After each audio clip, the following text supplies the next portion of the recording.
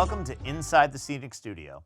My name is Chris Cooley, and I'm a sound engineer with Arlington Arts. And today I'm here to teach you the basics of equalization. And with these tips, I will also teach you how to control feedback. For the purposes of this demonstration, I will be utilizing the Midas M32 soundboard, but the tips I'm teaching you here can also be utilized with any other soundboard your theater might have. So let me start with the burning question I'm sure is on your mind. What is equalization? Equalization, or EQ for short, is the process of adjusting frequencies within an audio signal. Here we see several dots on the soundboard EQ.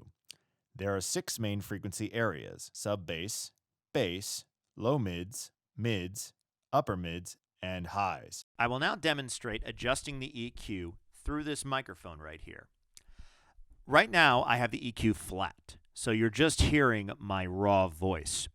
But watch what happens when I take the EQ number right here and I move it up using this knob right here.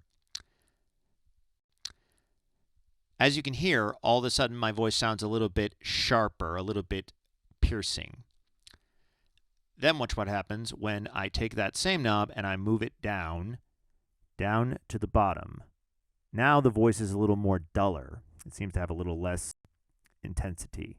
Each area of the EQ can be adjusted in this way. Whether you pull the knob up or down, it will affect the voice like this.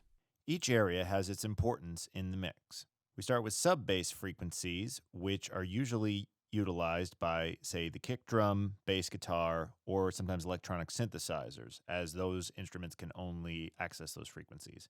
Bass is usually boosted for things such as bass instruments and kick drums, and then cut for most other things.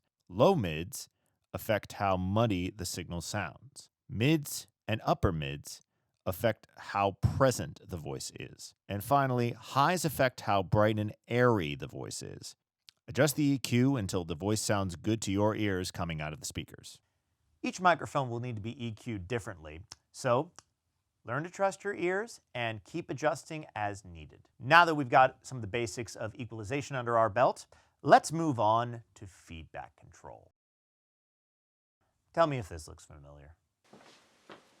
Check one. Nasty, isn't it? What you just witnessed is called feedback.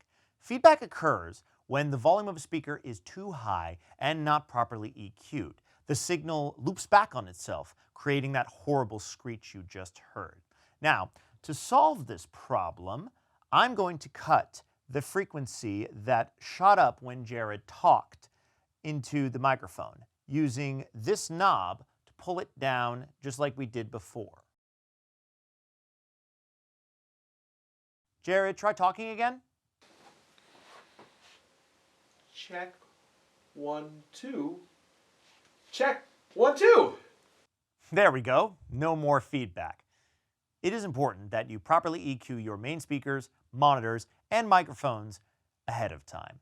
To help with this, you can actually download a real-time analyzer app. It will give you a similar screen to the one you've seen today on our digital board, and that will help you crack down on those pesky frequencies of feedback control. I hope that this lesson today has given you guys the building blocks you need to help make your mix sound fantastic. Until next time, I'm Chris Cooley, and that all sounds good to me.